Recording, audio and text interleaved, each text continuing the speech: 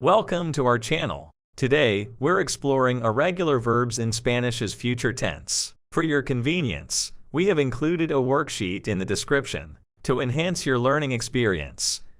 Please take a moment to download it and follow along with the video. We're diving into the 12 irregular verbs in Spanish's future tense. The twist, irregularity, is found in the verb root, while the endings remain consistent with regular conjugation. To conjugate the irregular verb, follow these simple steps. Step 1. Translate the verb.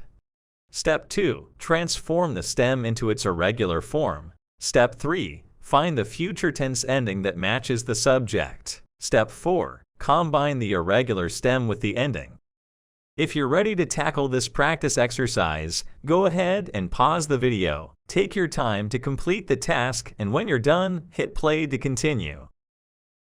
Let's review the answers to ensure you've got it right.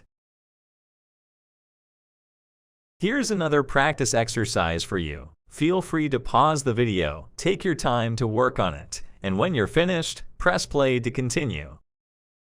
Let's review the answers to ensure you've got it right. Let's explore the uses of the future tense. First, it expresses future actions that are planned to happen, such as Dentro de un mes celebraremos las fallas. in a month, we will celebrate Las Fallas, or El año próximo, volveré a Valencia. next year, I will return to Valencia. Next, it indicates probability, possibility, and quantitative approximation in the present. For instance, ¿Dónde están? Estarán en casa. where are they? They will be at home, implying uncertainty. And ¿Cuánto cuesta? No sé, costará unos 3 euros. how much does it cost? I don't know. It will cost about 3 euros, providing a rough estimate.